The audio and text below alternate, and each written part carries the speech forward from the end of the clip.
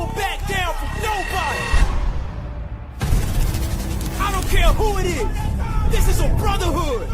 And if we stand strong together, we can't be denied. If one of us goes down, we have another, and another, and another that's ready to fight. So let's hit this field and bang them, bang them, bang them. Somebody light me up.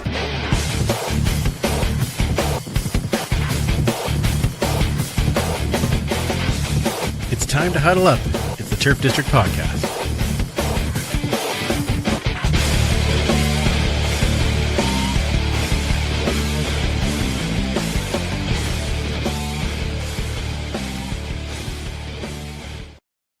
Welcome back to the Turf District, where we huddle up to talk all things Edmonton Elks and the CFL. Thank you for joining us, whether you're joining us live on YouTube or possibly downloaded the podcast. Maybe you're live on Twitch or Facebook. And if you are on any one of those, please add in your comments and questions. We will get to some of those as the show goes through. And I've seen a couple into the chat already, so thank you for contributing. The other way you might be listening to us is possibly on Edmonton Sports Talk Radio. And if you've done that or any of the others, thank you for taking some time to spend with us. We appreciate you being here.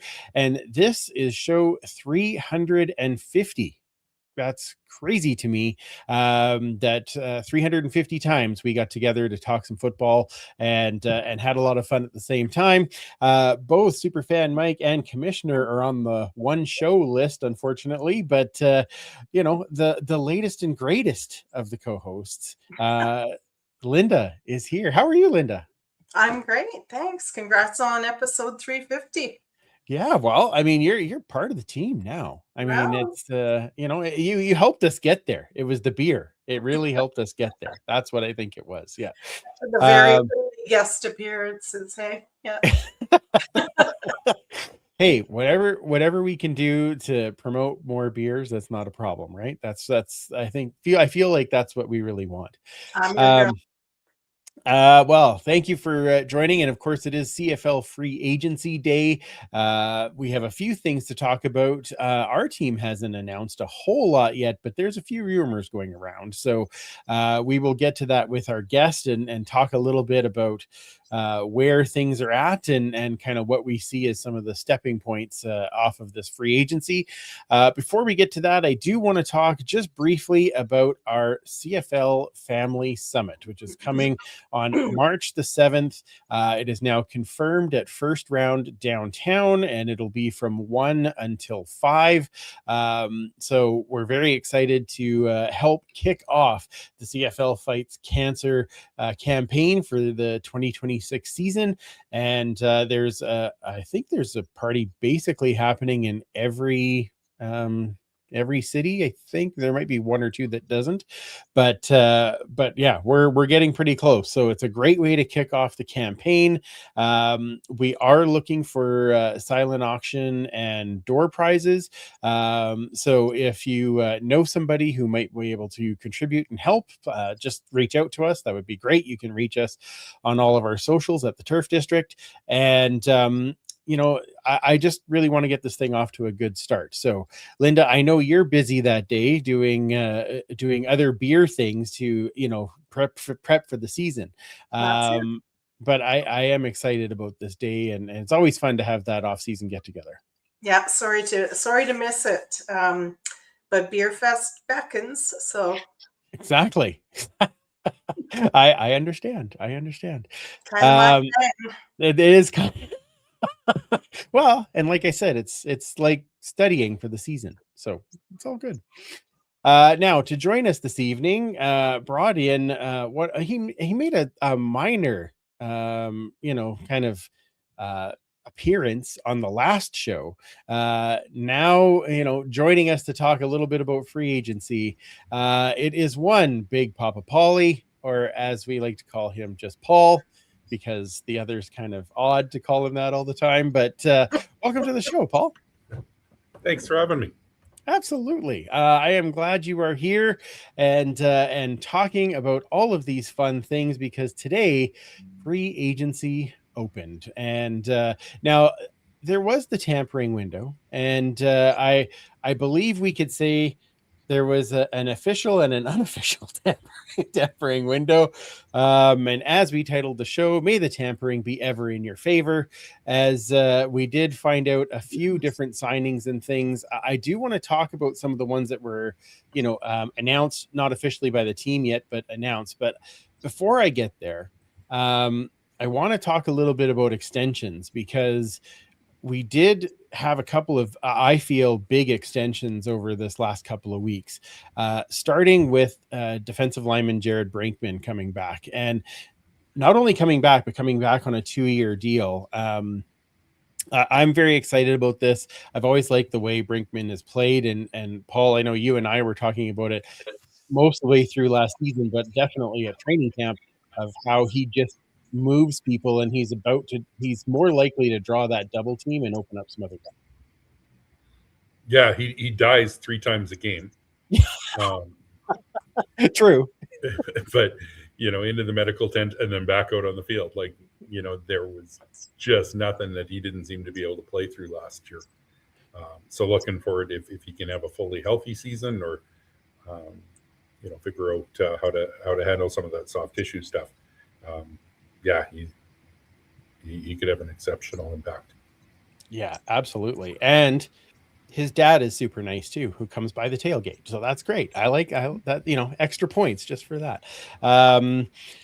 Also coming back, defensive back Chalon Garnes, or at least extending on a 2-year, or reworking his rookie deal. I thought he did play well at the Sam spot, and then when Royce went down, he was able to step into that safety spot and do quite well in that secondary. So I do like this bring back of a young guy as well. Basically, we will have our entire secondary back for all the progress we had with having a JJ Ross back, Terrell Ford on the other corner, again, both extended, and then Cordell Jackson and Chalon Garnes and Royce Metier, and then of course, not to get ahead of myself, but Kobe Williams coming back as well. We did lose Devondre Bynum to Calgary, but I'm not sure that he was. I think he maybe got Wally pipped. He got hurt, and other people stepped in and kind of took that job. So that was a real growth area we saw through the season, particularly as they bought into Coach Sheridan and Coach Grimes' systems. And I'm really, really intrigued to see where they build on that. Yeah, I agree. And as you said, Kobe Williams coming back for 1 year, but I was a little worried when he wasn't signed, and then the extension did come, Agent Zero, as we call him. I'm glad that he's back. Just that halfback spot, I thought as the season went on, he just got stronger and stronger. So, again, having that consistency is going to be so great for that crew.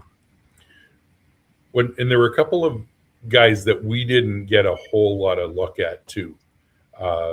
Lenny Johnson and Kenneth Logan Jr. were both guys that were really well thought of in the locker room, and they're both returning as well. So just of the sort of sophomore, third year kind of guys, there should be a lot of room for progress still in their career.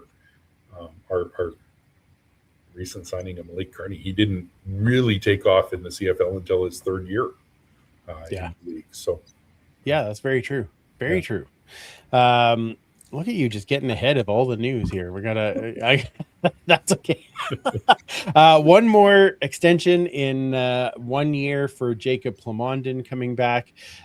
Excellent on the special teams, but might be taking some of that fullback role that we now have a retirement that we'll talk about in a second. And Jacob's always been great in the community. He's a good team guy, has played almost every position that he could possibly play on this team. So I'm glad he's back, even just for, again, that consistency. 100%. You and Mike and I were a little nervous when we saw the Tanner Green retirement and losing middlemost in free agency and stuff, just some of the depth of Canadian talent and stuff. But the one thing I caught on Morley's Elks This Week podcast was Ed talking about not only this year's draft having a lot of picks, but they still have some remnants of guys they didn't see from last year. So Skylar Griffiths was one out of UBC that was a fullback and missed last season due to injury. So he may be looked at to play a little bit more significant role in filling some of that. And there was the other one, the name's escaping me. He was a defensive lineman. I was just going to say same thing. It was a D lineman who had a year suspension, right? Yeah, a positive substance test. Yeah, and he'll be cleared to join this year. And I'm trying to pull the name, and I'm not getting it. So. Okay, well, I'm sure I'll find it soon enough. All right. Well, but yes, that would be that. There's another defensive lineman coming back in there. So, okay, let's talk about the changes to the names we know, and then we'll talk about the names that are going to be coming in. We talked about the retirement. Tanner Green, 7 seasons in green and gold, and now moving on to the next chapter of his life. Tanner, we wish you all the best. One of those guys that just was always in the community, always took the time to talk to us, to fans, to anybody. He was, his wife and his son are around, and we got to see them, and they came to, the off season west of us last year. Tanner, I think, has made a lot of impressions on a lot of people, wearing that green and gold, and we'll miss that part of it, his game, for sure. So congrats though, Tanner. Congrats on the retirement, and hopefully you're not a stranger. We still get to see you around. Couple of releases. Well, one an actual release, and the other one, well, we'll talk about that in a second. So, not terribly surprising. We talked about it on our last show. Quarterback Trey Ford getting released before the big bonus happened. Ends up signing in Hamilton. Now, any surprise on that from either of you? Anything that you're like, oh, he should have had a better shot, or what are your thoughts? Well, after the Morley and Dave episode, I had to change my thinking around that, or I took the opportunity to change my thinking that he wasn't going to be the guy, and so who needed miscongeniality, first runner up, whatever it is. I'm disappointed with where he landed, not surprised, but immensely disappointed. Okay. Only because of who he will be under and the bad habits he can pick up. Yeah, that's... You mean Bob Young? No, caretaker's okay by me. Caretaker's okay. Just what's the name again? Oh, right, Webb. That one. Yeah, that's the one. Yeah, that's very true. Darian Newell is what Chris Egar is filling us in on. So that's excellent. So that's the other defensive lineman that we have. Yeah, Lonnie'd come up with that too. The one thing that kind of caught me a little off guard was Trey coming out and saying the Elks never really had talked to him through it. Yeah. And, the end of the season interviews, there was a lot of talk of fresh start. There were a lot of signals. The club was pretty clear but it felt like they maybe revisited and showed a little bit more openness in some of Hervey's comments through January, where they were still assessing, and maybe that's buying time and talking up trade market and seeing if they could get a draft pick out of it and stuff like that. But I'd actually started to convince myself that Edmonton was the best fit for Trey. The house here, his brother's here. He knew the offense. He's gone through a couple seasons where you're having to learn a new system and process, and that sort of resets a few times. He knew the teammates. He had some close relationships that way. And honestly, in Edmonton is probably as close to a vacant QB1 job as anywhere in the league. You could argue Winnipeg with Kolaros is probably in his final couple of seasons. Trevor Harris in Saskatchewan could be, although he's obviously still playing near the top of his game. But I actually thought that maybe Bo had a longer runway ahead of him than some of those other spots. I honestly think getting back closer to home in Niagara, but also the potential tutelage of Scott Milanovich played a big role in him ultimately hitting there. Yeah, and I think like you're probably right as far as opportunity is concerned. So I look at that as there must be something else, some intangible that we don't know or see or have not been in the room for, that would then have Killam and Hervey saying we need a different vibe, whatever that happens to be, right? So and honestly, maybe they were just tired of hearing put Trey in all the time. I have no idea, but I think there's typically three things you're looking for in a backup quarterback: is in case of injury, do they have the confidence of the room if they have to take over? Second is obviously short yardage in today's modern game, and the third would be, can the backup make the starter better by working with them in the film room and supporting and being a second set of eyes and all those sorts of things. Think back to the Logan Kilgores and the Danny O'Briens and stuff like that. I don't think Trey did either of the last two particularly effectively. Right. So it came down to, I think he probably did have the confidence of the team that if there was an injury to Cody and he'd have to step in, but is that enough? And did he have the confidence of the coaching staff and the management, the front office? Because I would have thought that contract thing could have been overcome, and I don't think he got paid any more in Hamilton than what he could have earned here, probably. Yeah, probably. So obviously there was something else. So that's what I'm going to go with. Also, Paul, somebody had even a better name for you, the Avocado Phantom. So that's great. Yes. I didn't want to leave that one off at this particular moment. I thought that was pretty good.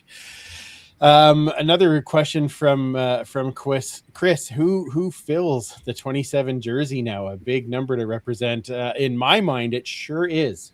Exactly. So I'm curious to know who's gonna grab that number and have me get their jersey next season. So when you started talking extensions, I thought you were going to do a Sincar look. And yeah, is that what you were thinking? Oh, yeah. Wow. Okay. Yeah, I really would like to have that. Oh. Who wouldn't like to have that hair? Come on now. Okay, dog. Seriously, he's trying to take my arm off here. Come on, Lindy, you're not going to let that pass, are you? Oh my! That's some better hair on cheese. Nice. I was waiting until he actually shows up with them. Yeah, fair. Okay, a couple other ones that reported lost. Well, Paul, you did talk about Devondrick Bynum signing in Calgary, and yes, I thought he played really well 2 years ago. I don't know, the injury hurt last year, and there's a guy that stepped in, and I think that's you hate to lose a position by an injury, but sometimes that's just the way it goes in this in the business side of football. Linebacker Michael Broderick is rumored to be gone out east, and defensive lineman Jonathan Kongbo, I believe, going to Ottawa. Toronto. Okay, so the last one is defensive lineman Jake Ceresna going to the Bombers, and very tough one. Just we all love Jake. Thought that this was kind of a long-term spot for him, especially with his ties in Edmonton and all those types of things. But not only that, but the Elks were assigned his playing rights to the Bombers early, and I don't remember ever seeing this before. Is this something that either of you have heard of before? No. Okay. Nope. That's what I thought. I was really kind of surprised by it, and I'm not sure why that would need to happen as compared to any of the others that are getting the having to wait till free agency day. Yeah. I'm guessing it's out of respect for him. Mm-hmm. I think the one thing with Ed is that he's grown and matured a lot, and understanding the football operation side, where the team's wanting to bring someone in and present him and all those sorts of things. It's there may be some ethical lines of being able to do that better when the guy is no longer property of another team or under contract. So I'm guessing it was just a courtesy to Winnipeg in that sense, and maybe a courtesy to Jake, a respect for him. Well, I hope it was just a courtesy to Jake, because why would we give any courtesy to Winnipeg? Come on now. Yeah, that's my line specifically for Chantel, because she would appreciate that one. I don't. Anyway, I've never seen that before. I wish Jake all the best, and obviously I did want him to stay. But we did do some signings, and I feel a little better about it, to be terribly honest. Let's start with one of the big ones, released last week from Montreal before his bonus was due. Austin Mack lands in green and gold with his cohort that he won the Grey Cup with, Cody Fajardo. Mm-hmm. And I am very, very excited to see how that combo works. We already know that it worked well in Montreal, and then they also had Keon Julian Grant there at that time. So having those three that already kind of know each other, I think that goes a long way to having a number one receiver come in. The other roster connection with Austin is that he was a college teammate at Ohio State with Benjamin Victor. Ah, okay. Who, okay. surprisingly, is actually a year older than Austin Mack. Oh, really? Yeah. Okay. Benj is 29, Mack's only 28. So wow. Okay. Yeah. All right. Yeah, I didn't even know that. Yeah. All right. Well, that's cool. I mean, we'll take it. It's great. Yeah. I know Austin got into Edmonton today, and they'll reveal that tomorrow, as a lot of some of the guys are traveling today. But yeah, he's pumped to join.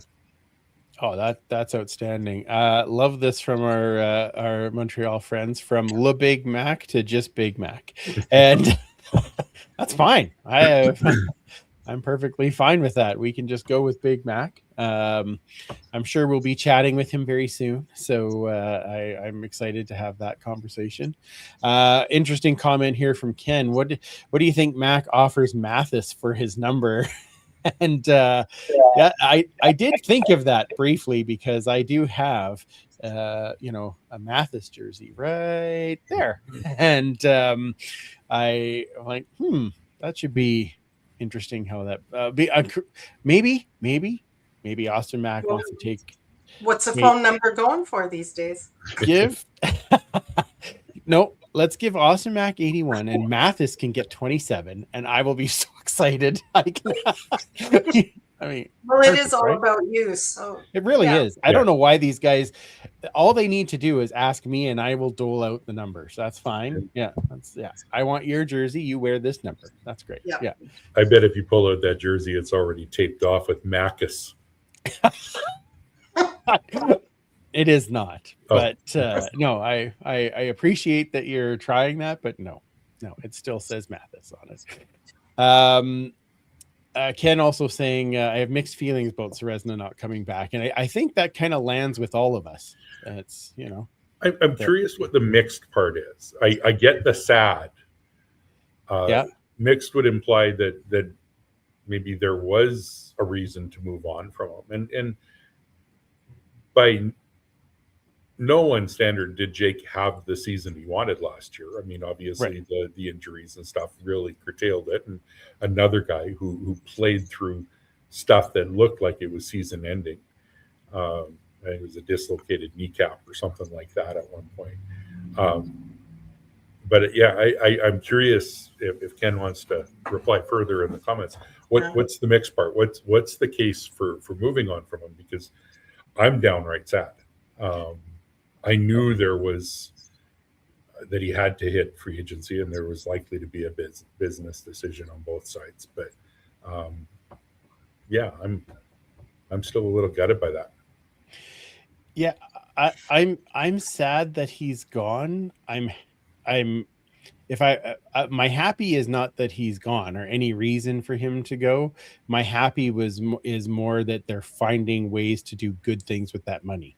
Yeah, that's the part that I'm gonna be happy with. Okay. As we talk about some of these other signings, I'm like, okay, so they put some of the, at least they put the money to good use. That's the important part, right? Okay, so let's see. I'm just going to see if Ken. It was more about seeing Jake bounce back, was what Ken was saying. So, yes, wanting to be able to see that. Okay, so other signings. Well, I guess this hasn't been made official yet. Coach Jabari Arthur now is the running back coach. That was in for 3 Down Nation had that report. So that's interesting. I find it very interesting actually that we got to free agency and we still don't have the full coaching staff announcement. Like, we know that Demetrius Maxey left. We know that Tristan Dice is gone. But we haven't heard who the replacements are yet, which I find is a little odd at this point. Yeah, I know they were waiting on an answer for a defensive line coach, and I think that one maybe ran into a snag. Yeah. But yeah, it is feeling a little late in the day. Yeah. For that. Well, at least we know who's running backs coach. So, and I'm glad it was running backs and not. Yeah. What's that? So you're saying there's a chance my phone could still ring. Yeah, that's right. Yeah. You already have football on a stick. You might as well be the D-line coach. That would be. I want to see Paul out there yelling at the D-line. That would be amazing. Yeah. I mean, there's lots of time to talk to Armando Sewell. I'm just saying, like, Sherritt knows him. Like, come on now. I think there's lots of time to have that happen. The other signing that was made official today, wide receiver Joe Robustelli coming over from the Saskatchewan Roughriders, and a great wide receiver that in that like third wide receiver role. I think that he's good. He definitely has the length for going up for those balls. So I'm excited for that. Yeah, I was doing a little digging on Joe today and just his backstory. His grandfather is actually an NFL or Pro Football Hall of Fame inductee. Oh, really? Oh, class wow. of 71, 8-time Pro Bowl in the 50s, I believe.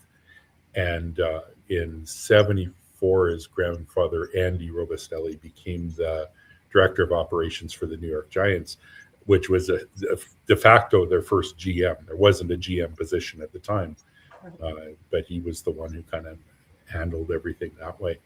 And Joe's older brother had a cup of coffee, I think, at NFL tryout and some UFL or something like that. But Joe's got a really interesting story himself in that he quit football after his freshman year of high school. He focused on baseball and played that. So it wasn't until he left college during the pandemic where he, by his words, he partied a little too hard and went home And he realized, the athletics. I'm a good athlete. My family has the bloodlines and that, and just started playing flag football and intramural stuff. Went to an open tryout for the Riders, and they were interested in him, but he had no film. Apparently, high school freshman film doesn't really count for much. You don't say. His brother got him a walk on with, I think it's Tuscaloosa College in Tennessee. He went and he played a total of 8 Div 2 football games in college, 6 touchdown passes over that stint. And that was enough film that when he went back to an open tryout for the Riders the next year, they signed him. Wow. And so spent 2024 pretty much exclusively on the practice roster. But Trevor Harris was seeing this guy come in that looks and runs like Greg Ellingson. So he started calling him Jellyman, which is what he always called Greg. But yeah. And then last year, of course, he had his breakout with the big 191-yard game.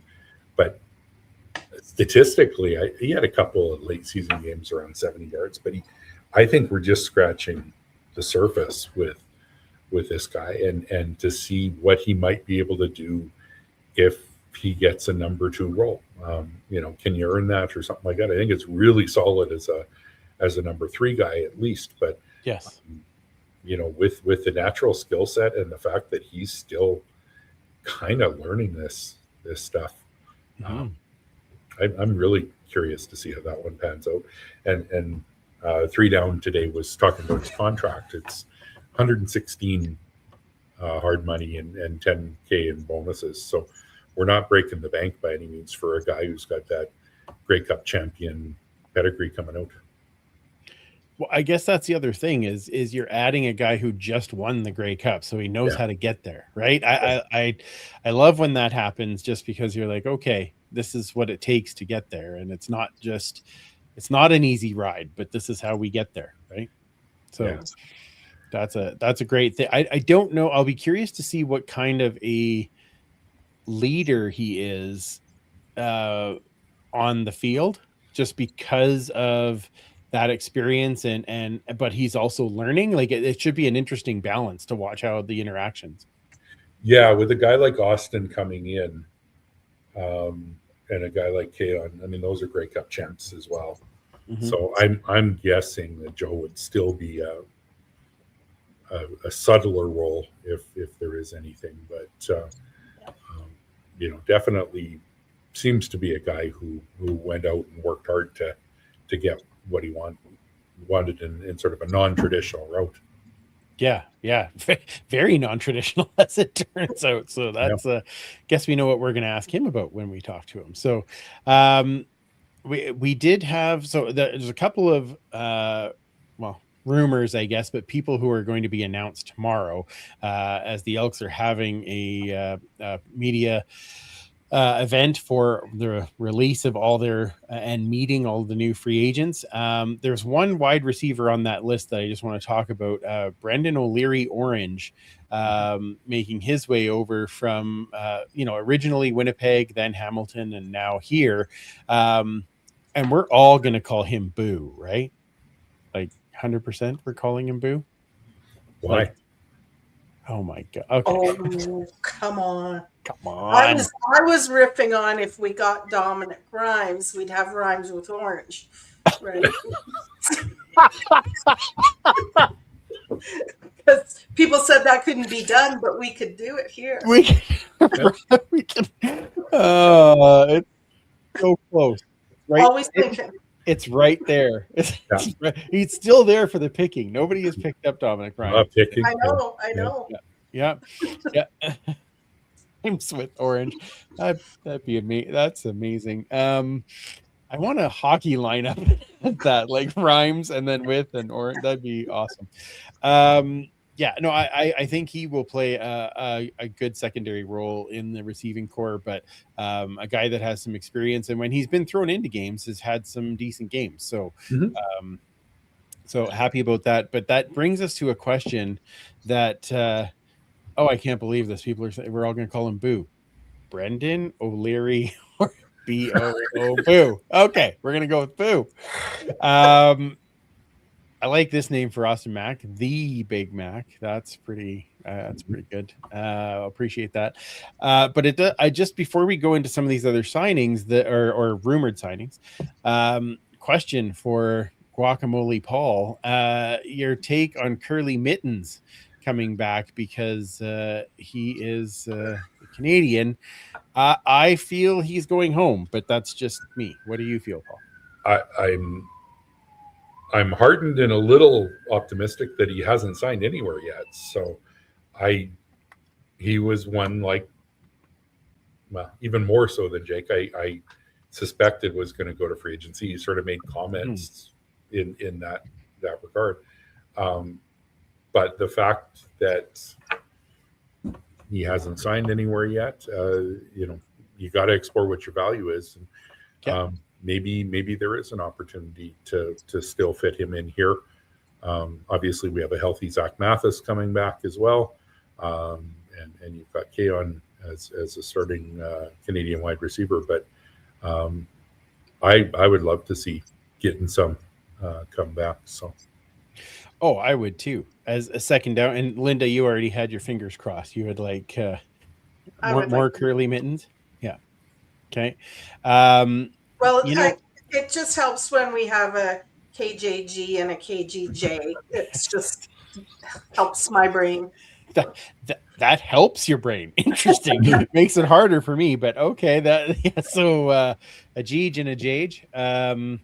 But I would not be upset. I mean, the thing is now when you look at this line, Austin Mack, Keon Julian Grant, Joe Robustelli,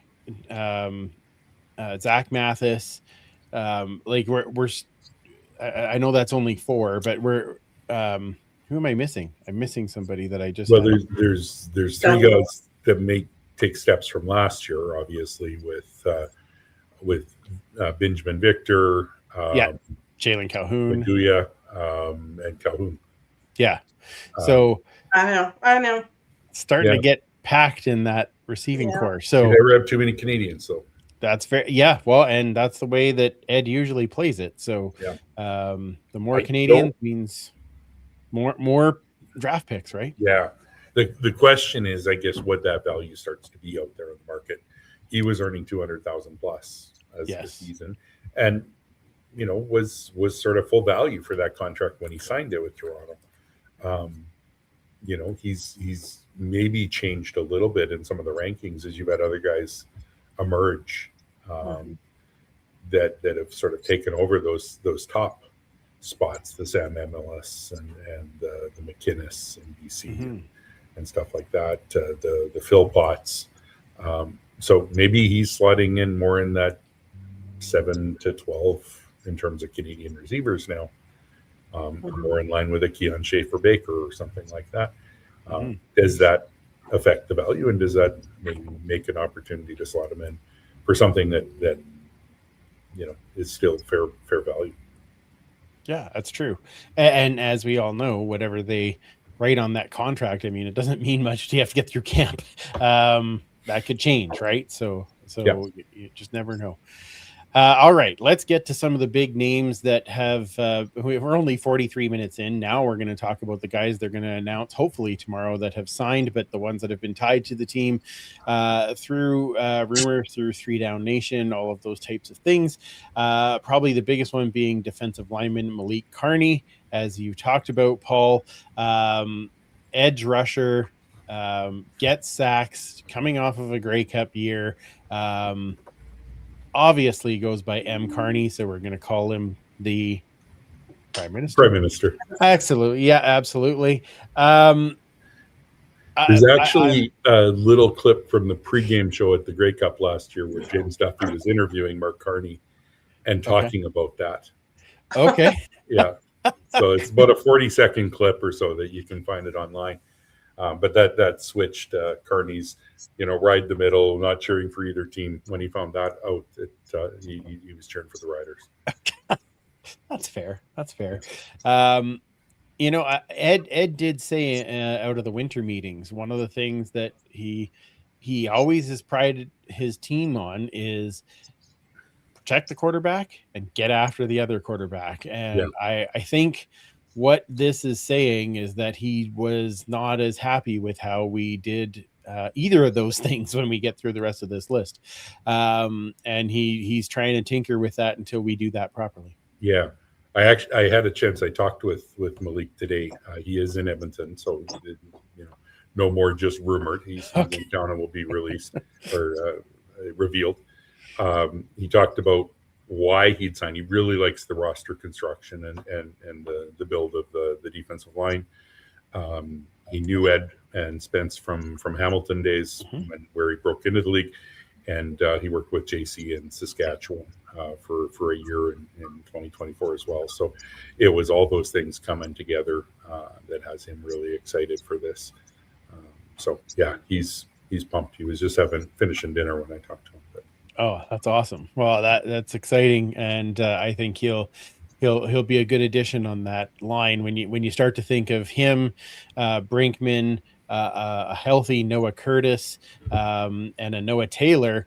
All of a sudden, that's okay. Robbie Smith. Oh, Rob! Well, I even forgot. Brandon Barlow. There's some names on that defensive line now. So some other guys you kind of forget. Tamari Fox got in. Through the year. Yeah, he'd sort of impressed us early on. Jordan Williams came in partway through. The enemy is back. There's some guys. There's some rotation too, and there's some Canadians. So that all good things. So we'll I'm curious to see how that plays out. We'll go to the other side of the line. And Linda, you and I talked about on the last show. I somehow wished it into happening because I thought this was a long shot at best, but I was like, what about offensive lineman Coulter Woodmansey? I mean, Ed knew him, right? And next thing you know, that is tied to the team. Very excited about that signing. I think the more we can get to stabilize that line, the better. So I am not upset for that at all. I didn't see that one coming. Natural sort of hole there, but boy, I didn't think we'd be able to attract him. Yeah, that's pretty wild. Andrew's got wild powers. He just speaks things into existence. Yeah. Is that right? Interesting. Wow. Well, you can see how that Boo nickname's catching on already. Most people asking me what it means. Yeah. Okay, that's good. Yes, that's very If true. it doesn't work out for Brandon O'Leary Orange, just try and pin it on Woodmansey. Okay. We'll just call him Boo. Boo. Yeah, see how it goes. Yeah, I'm sure it'll land. Other offensive linemen joining in, Brendan Bordner and offensive lineman Jordan Murray, both coming over from Hamilton. So obviously the ties with Ed there pretty strong and giving us an opportunity to try some different combinations on the O-line. Yeah. Really, Jordan was saying it's almost like the Hamilton room from 2024 without Ravensburg. Like you've got Beard, you've got Bordner, you've got Woodmansey, you've got Jordan. It's the question really becomes with bringing in two tackles. You've still got Boyko on the roster as well, and presumably Carter O'Donnell the ability to slide out to tackle. Does Marquez Ivy get the chance to really bounce back? This time last year, he was a marquee signing for us. He was coming up being one of the top graded offensive linemen in the league. And now you're wondering when they're bringing in two import tackles, where does that leave him? Because he's not on a cheap contract by any means, but no. And Bordner's contract from what 3 Down Nation I think had revealed it wasn't cheap. No, but I think it. And Ed said this on the on Morley's show. There is going to be some massive competition at camp. Yeah. And it is really going to be competition. Linda, is that beer blue? Oh my Linda God. doesn't eat blue. It's green and it's got a life of its own. Sorry, I should have waited, but I had to. Wow. Oh, okay. Well, I was we're just getting to going to that sneak right a away. little At bit. least give us the belch. Yeah. Okay. I'll get there. Don't worry. I'll get there. I meant her. One more that we have to talk about. Basically, the trade that we thought was going to happen that just happened in free agency. Trey Ford goes to Hamilton, and Taylor Powell is coming to Edmonton to back up Cody Fajardo.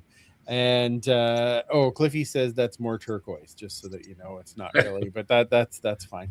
I am excited about this. I think Taylor showed a lot, and he's had that chance to learn from Bo as far as the winning side of things. But now he gets to be with Cody and learn how to be a human, which is great, and then also learn how to run a team. So I'm very excited about this, and I think it'll be great for the team. Years under Scott Milanovich too. You think of all the people that have come from that coaching tree. Taylor was saying, love the front office, love the offense, love what Ed is building, really excited for the future. So, another one of those ones that Ed had the in on, and of course Spence as well. But yeah, so I'm curious to see how long that deal is. Like, if that's a 2 or 3 year deal, like that would be the interesting thing to me. I would speculate it's 2. I don't know if we've heard that though. No, I haven't heard anything yet. So yeah. To me, you don't sign in Edmonton knowing that Cody was sort of 50-50 to return without maybe having a little longer horizon than just a 1 year deal. So I would think it's probably 2, but I don't think you go longer than that. Yeah. Fair enough. Yeah. It's an interesting one. All right. So, all right. That's our signings. I know that a couple of comments just as around free agency.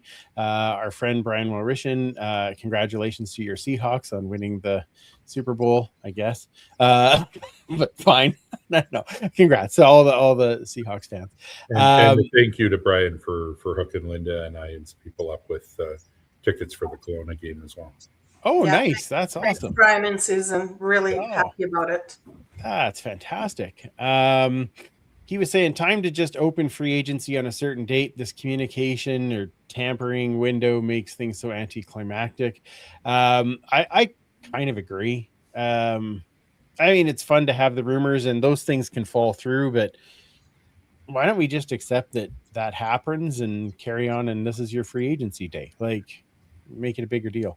Farhead and Naylor had a thing on TSN today that were saying they should move it much earlier and make it much shorter. What we saw this year, you probably could get away with a 2 or maybe even a 3-day window. Have the cooling off day or 2, and then start that on a Monday, have free agency start on the Saturday or something like that. Yeah, I'd say have it like the week before semifinals. 3 days the week before semifinals. Yeah. Let's see what you're made of. I believe that's when Chris Jones signed with the Riders in 2015. So that's true. Yeah. See, it's not unprecedented. Yeah, and it's not all Herbie. It's not. I don't know about moving it up to the start of January like they were proposing, because you have things like contracts, and that's when the coaching contracts all turn over, and for a team that turns over a coach after the Grey Cup or something like that, you kind of want to get their feet under them. But I could see moving it up to mid-January to avoid that Super Bowl thing, because you do get a lot of hype period around it. Yeah, that's true. I would like to see them a little more kind of bang bang. Here's your talking. Here's your free agency. Like you said, Paul. Like 3 days, couple cooling off, and then have at her. Instead of this big announcements all a week out, and then the free agency day comes, and then we're having a press conference tomorrow. Yeah. Okay. Well, that kind of took that away a bit. Just on the excitement side. I think it just moves it forward. Like, I was more excited for the opening of the tampering window than I was for free agency, honestly. Correct. Yeah, and that's. But I was on my phone like 5 minutes before hitting refresh. Yeah, that's fair. So I thought it was the same experience, whether you celebrate at Christmas Eve or Christmas Day kind of thing. Fair enough. For those wondering, the Elks media conference will be tomorrow morning at 11 a.m. Mountain Time, and I'm sure it will be streamed. They usually do that on their YouTube spot. Mhm. Okay, so we've had a little preview, but Linda, are you ready to wow us with some amazing beers? I'm happy to. Are we going to come back and talk about those 24 who haven't been picked up from anywhere? But the 24 that are on our list? Well, no, I'm just the ones that Three Down Nation had 24 significant, all-stars who are not. Oh, When okay. I hear you referring to picking up a 24, it's not that I'm thinking of. No, I only got 5 with me. No, I just thought it was an interesting list, and I thought, other than maybe our own guys, is there anybody we're making a Christmas wish for? Yes. Okay. Go ahead, Paul. Sean Thomas Irvington. Sean Thomas, really? Yeah. Okay. Depth. We have Isaiah Knight behind Rank. But if we're looking for someone, he's basically coming off his best professional season offensively. I can't see that he's overly expensive. High character guy. Probably again familiar with Ed from Hamilton days, and is someone that could either spell off or provide some insurance. Interesting. And I hadn't even thought of Sean Thomas Irvington as an option. You're gonna have to tell me who else is on that list, because I work for Three Down, but I was working all day at my real job, and I actually haven't seen the list. I mean, we don't. I know that Cliffy's gonna pray all night that they keep McLeod Bethel Thompson, but he's on it. Yeah. And we've got Mazzoli, we've got William Standback, obviously Curley and Stephen Dunbar Jr. here, Dominic Rhymes, Dalton Schoen, Shamar Bridges, Malik Henry, DeVar Daniels. I thought anyway, Sean McEwen, Darius Sirocco, Jacob Ruby, Ryan Sevier, Landon Rice, Lorenzo Malden, Micah Awe, Adam Bighill, Brandon Dozer, Tiante Evans, Brett Lowther, and Richie Leone, and then one more who I hope just rots on the vine and I won't utter his name. Thank you for that. Yeah. I'm not even sure. You can message me later as to who you're talking about. Okay. You can't spell that bum without MBT. Thanks, Cliffy. Okay. Wow. Okay. I'm just wondering if there's any that we want, or if there's any you think are actually going to announce a retirement, or Yeah, there's a couple names on that list for sure. Yeah. Dalton Schoen's probably not going to be back until mid-season, I don't think, but he's a guy I would love to have a proven contract with. Mm-hmm. Okay. I wonder if that's one though that does come when there's an injury kind of idea. It's like, how close is he? Is he able to be back sooner than later? Right. So I wonder if that would be more where that would land. But I do think there's a couple of we just talked about our secondary being kind of solidified and solid, but you think of guys like Tiante Evans that have been around a long time. There is some and still can play interesting names on there that I would be like, well, maybe, but yeah, I think that's other than those two. Oh, and of course Dominic Rhymes, so that we can have Rhymes with Orange. Then we're fine. Yeah. I think Sean McEwen's a guy who we would have been interested in any other year. Correct. 100%. Yeah. Yeah, I agree. But now that we've kind of locked it down already, I don't know that there's more that we would need to do on that front. So, Yeah. all right. Well, let's. Okay. Speaking of, you can't spell that bum. No, I'm kidding. Let's get to some first down this beer. First down this beer.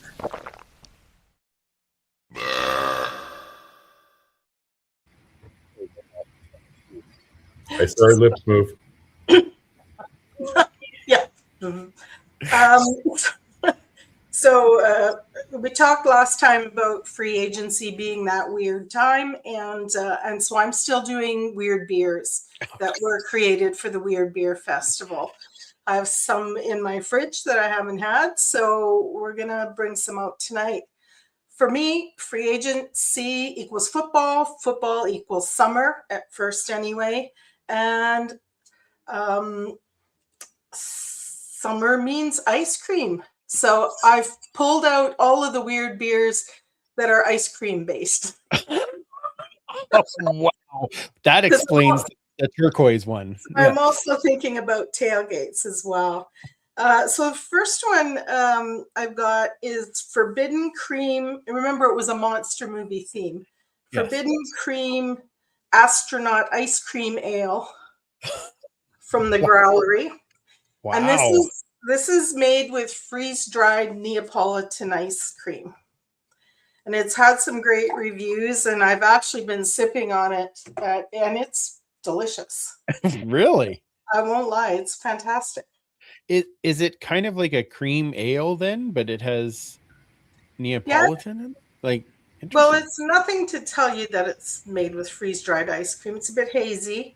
Yeah. It's a very light flavor. It's 4.5. Just a nice, easy drinking ale. You might not even notice the ice cream right away, and then when somebody mentions it, you go, "Oh, yeah, there it is." There it is. Okay.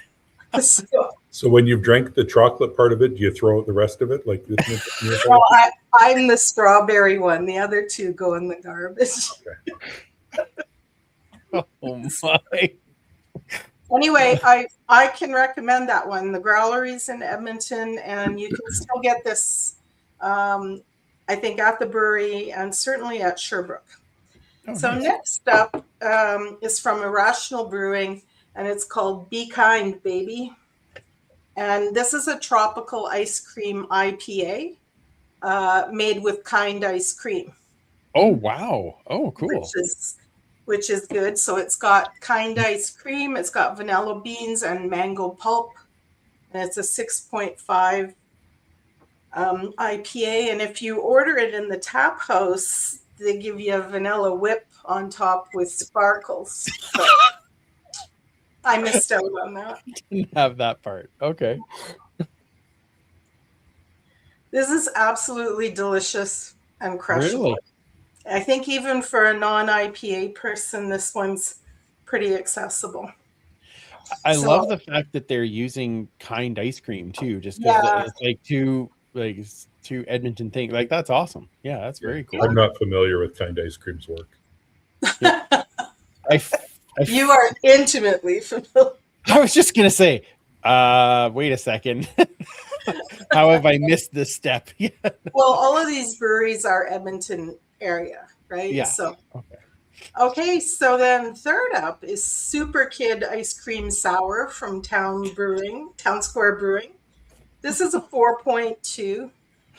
This is the one that's come out kind of.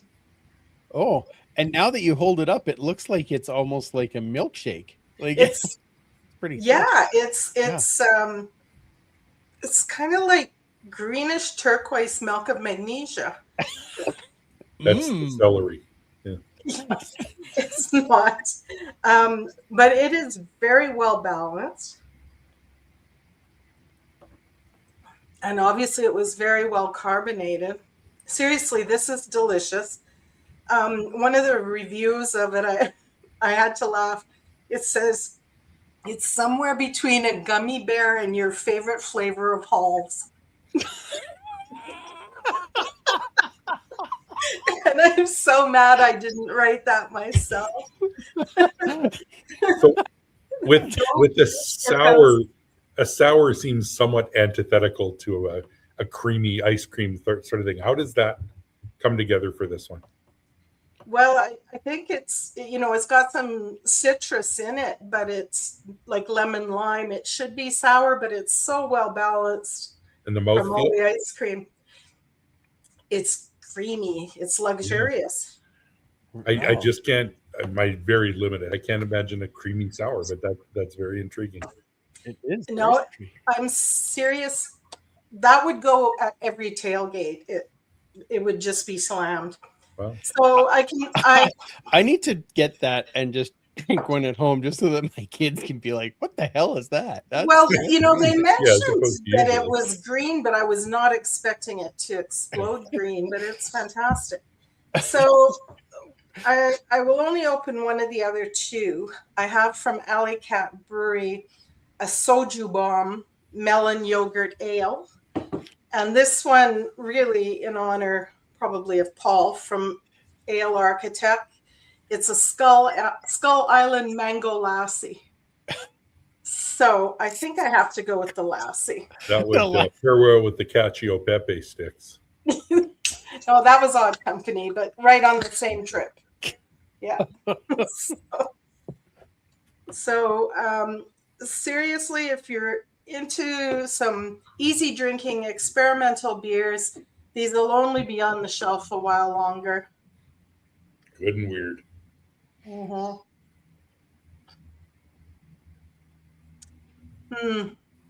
Mango Lassie Tart Ale. Compared to the other three, I'm not as happy with it. I think it's a very decent drink. It's a 5 ABV. Fantastic label work. Yeah, the label work is very nice. Yeah. Really beautiful. But of the beers, it's just not as fun as the other three. So, okay. So which of those would be your goat? Is it the turquoise or is it the vanilla bean kind? I'm curious. I would go the turquoise, the ice cream sour from Town Square, which is Gummy Bears and Halls. Then the vanilla bean and mango pulp from Irrational, and then easily the Growlery's astronaut Neapolitan ice cream ale. Okay. All right. Interesting. So, oh man. So thinking about ice cream makes me think about all the beers I'm going to have at the Apple Bowl in Kelowna after Canada Day, and then the tailgates. So that's all for me. Oh, hopefully not after the arse kicking we've been getting in BC recently. That's very true. We're shaking the stink off that and going to a new venue. Yeah. Please take pictures when you're at that game of you drinking one of those green weird beers and watching everybody else's face like, what the hell? She having a mint milkshake at the tailgate? That's interesting. Yeah, that's yeah. Oh, that one's hilarious. I'm gonna go find that one for sure. That looks amazing. I would definitely buy more than one of these. So Cliffy say I prefer Surly ice cream. And then he asked if that beer would bring all the boys to the yard. Oh my. Yeah, I think there's a cream for that. I mean, there's so many good things. Okay, I can't even post this one. It's funny though. But anyway, if you're watching on YouTube, look at Cliffy D's. That got an interesting reaction from Leanne. Okay. All right. There we go. Linda got it. That's wonderful.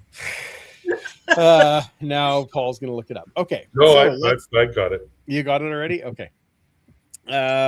Let's talk about the Elks schedule this year because we haven't really broken that down a little bit yet. And there is a few things that I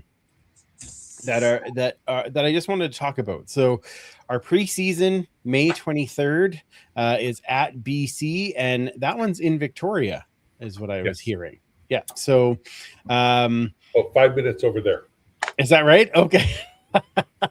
The funny thing is I will be on the island in early May, but not when this is on, unfortunately. I will be back. And then May 29th versus Calgary. Rumor has it we may be playing that game at Clark, just because the turf will be going in at Commonwealth. So that would be it's going to be an interesting thing to try, and they could do like retro night. It'd be, that'd be fun. How to make a preseason game fun. That's how. Yeah.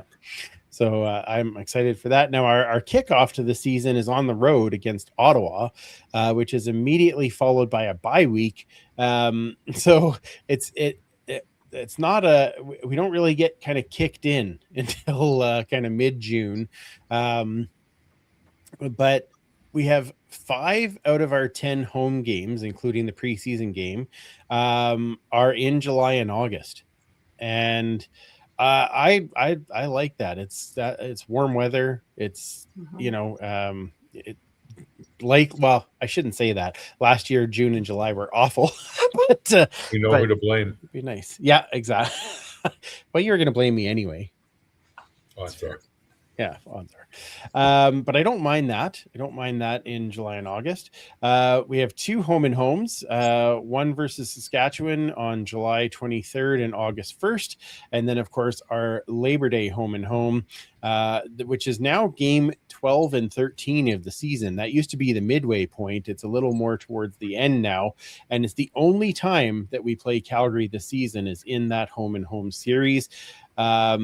We are only once in BC, and we've got Saskatchewan and Winnipeg 3 times. Winnipeg twice here, and we are twice in Saskatchewan. 10 Saturday games, 5 of them are at home. 3 Thursday games with only 1 of them being at home. I appreciate that just because of working. 4 Friday games with 3 of those at home.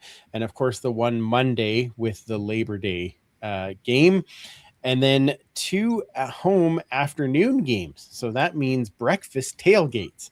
And we had so much fun with doing the tailgate last year. So I'm curious what Mike comes up with for the 2 breakfast tailgates this time around.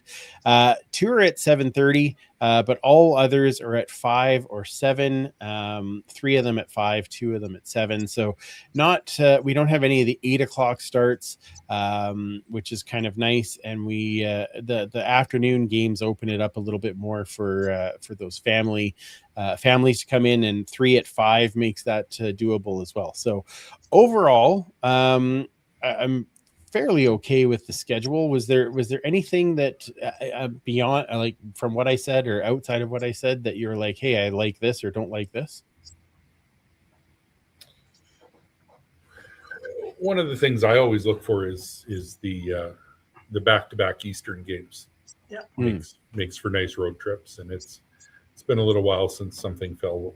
There was one last year that could have happened, but nothing on the schedule this way. But I don't mind where our bye weeks are falling.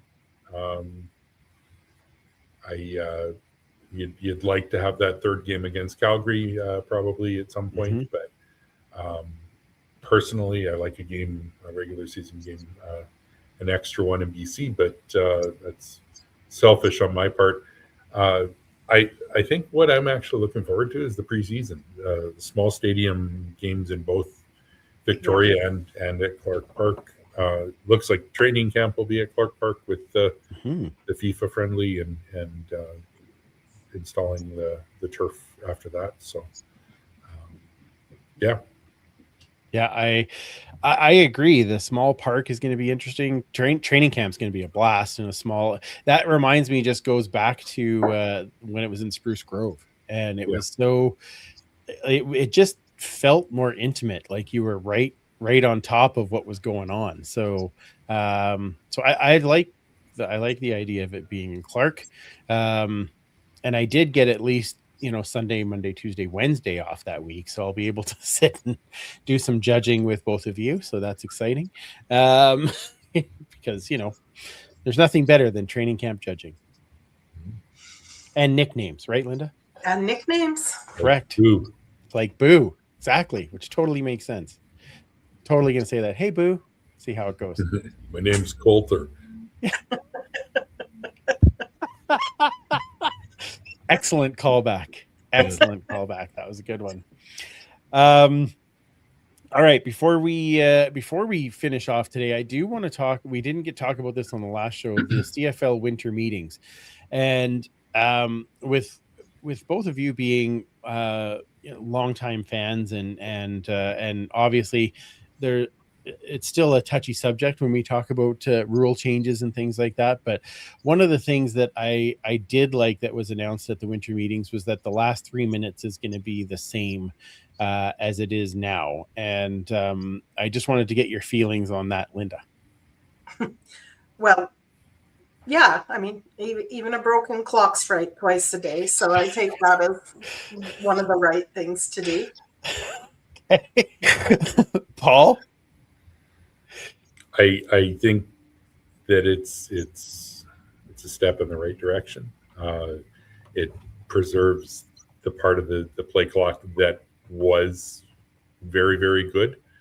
It also, to me, I guess, kind of points that it was an ill-conceived or not fully thought out thing, as you would expect when this is done at the Board of Governors rather than with the input of players, GMs, coaches, those sorts of things. Yeah. I still think the league has potentially overstepped its mandate because they're making very consequential changes for Canadian football as a whole.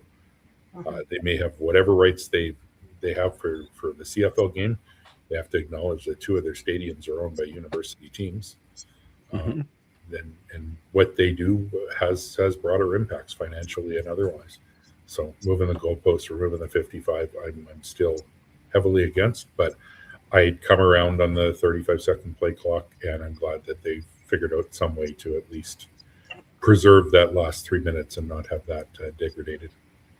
Yeah, I think the last 3 minutes made so many games that much more exciting, right? It was always that's where no lead is safe came from, is that last 3 minutes of. Now, granted, if you're a fan of our team in the last few years, we don't want that last 3 minutes because we suck in those last 3 minutes. But that's going to change. It's all going to be better this year. You can feel it.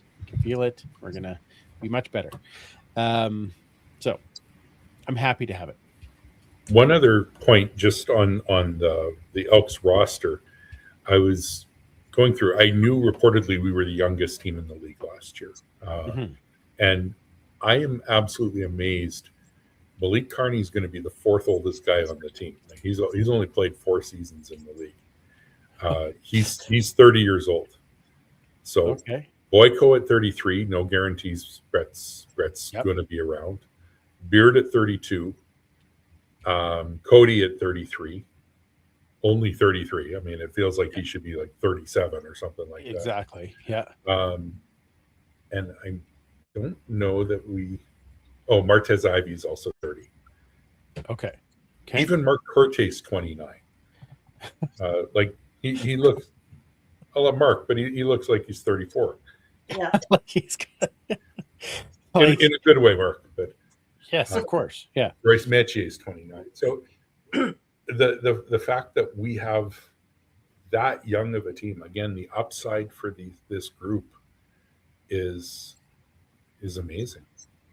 Well, and the ability to have consistency from a young age through, right? So this is those young guys that are coming in that are playing well together that then can be teaching the next young guy so that then their spot, do you know what I mean? Like it makes it smoother. And when you see, we had guys on rookie contracts that were out playing their contract last year. We had, JJ Ross, we had Chalin Garnes, we had Brock Mogensen.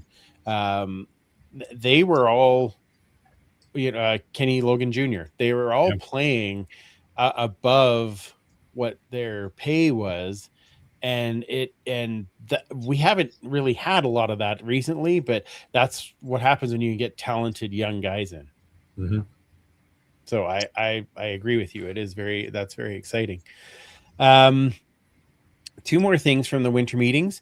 A new idea and hasn't been confirmed, but they're rolling it around, is changing overtime a little bit to get rid of ties. Anybody have any strong feelings on this?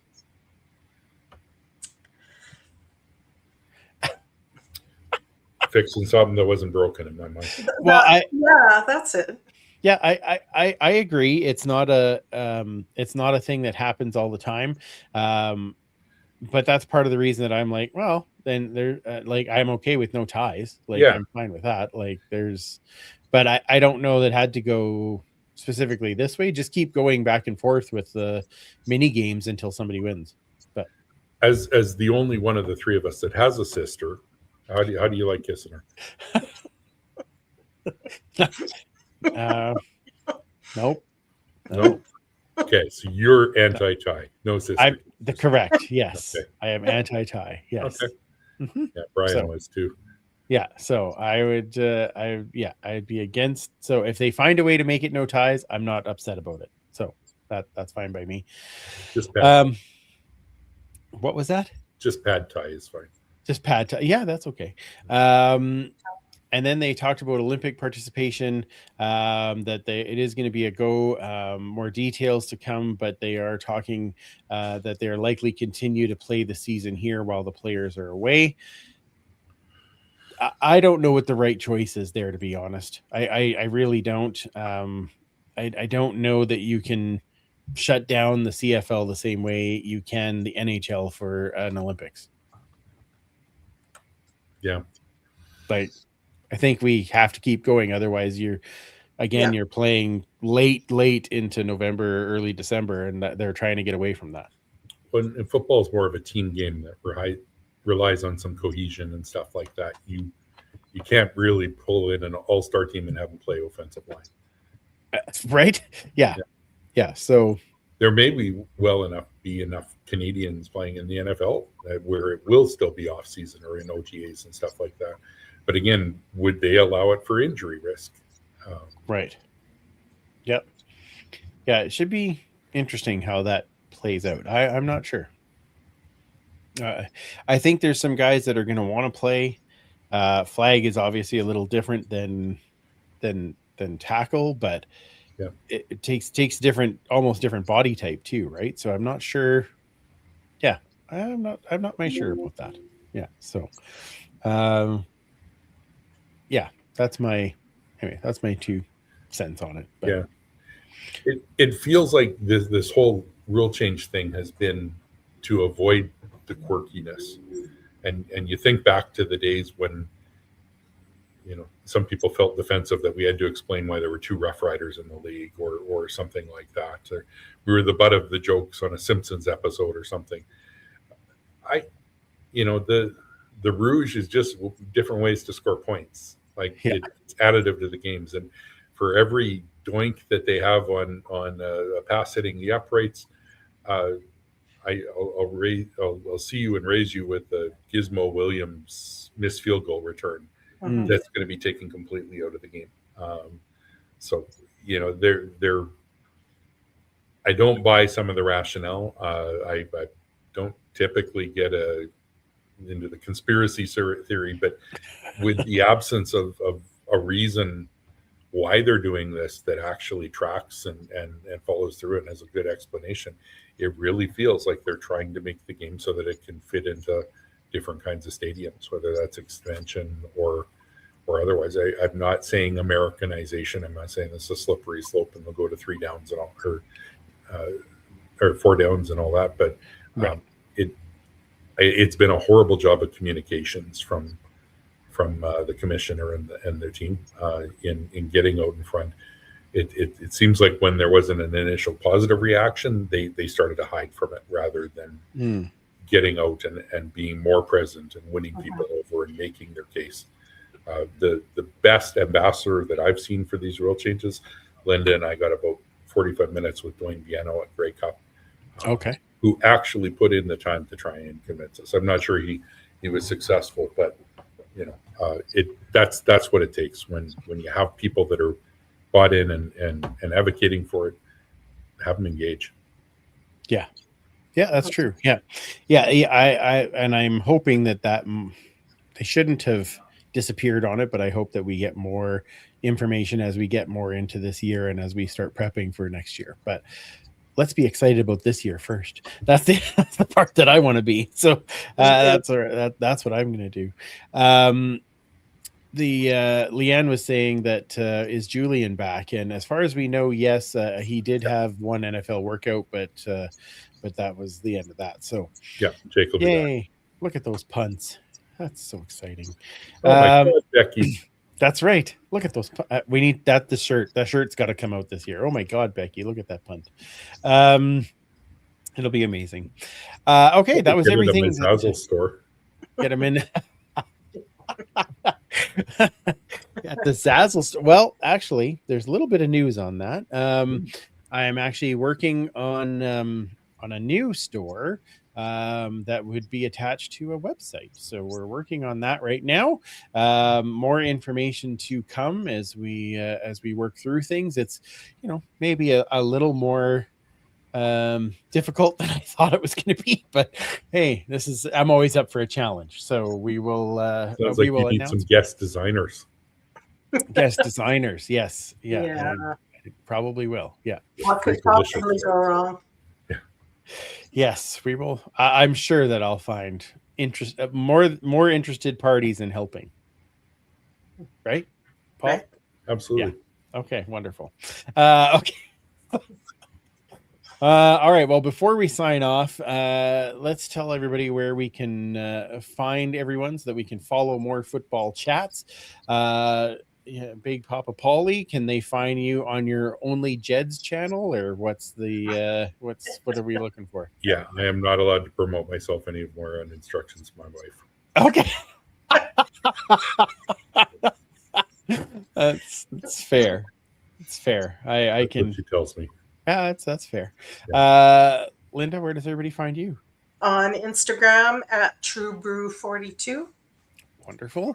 Although I if you lean back a little bit, Paul, we can plug your company. There it is.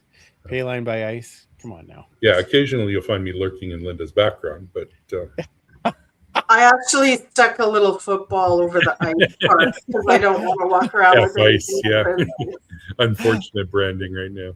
It a little at this particular right. That's true. Yeah, we have dropped the ice. Have you? Okay, so just Payline. That's 2019. Okay. So okay, wonderful. Thank goodness. Okay, so Payline is wonderful. And does a lot of things with CFLPA. So and has these marvelous hoodies that I have, black one that's amazing. So you can follow the show at the Turf District on all the different social medias. So follow us there. Follow the commissioner at Duchess Lombardi. You can follow Mike at 56 Parkies, and of course the history at EDMHISTOREE. And you can follow me at Freepalicious if you want to know more about Lego or some of my 3-down posts that will start to come before too terribly long here, because it's getting to that time of year where we start writing about the teams and getting ramped up as the season starts.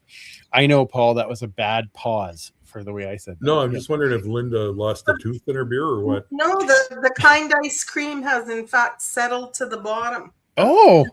And so I'm rousing it again. I thought you had a little Brentwood Perry in there or something. Exactly. I don't think it's that. All right. For now, if you can, check out the store, zazzle.ca/store/turf_district_shop. Get all of your Turf District gear there. We will be back in a couple of weeks' time. We are working on a guest for that show. We have the official announcements of the free agent signings, but any other signings that happen over the next couple of weeks. And we are working to get Tanner Green on to talk about his time with the Edmonton Elks. So make sure that you tune in over the next little while. Join the huddle on all of our socials. We really appreciate you guys being part of it. And of course, prepare for the CFL Family Summit on March the 7th at First Round downtown. So until then, because we won't be seeing each other for a couple of weeks other than online. Paul, thank you again for joining us. Linda, thank you for not being on the one show list and being able to join. I appreciate that. And for Linda and Paul and Superfan Mike and Commissioner Kayla, I'm Andrew. Remember, you can't catch footballs with your face, and we will absolutely talk to you in 2 weeks.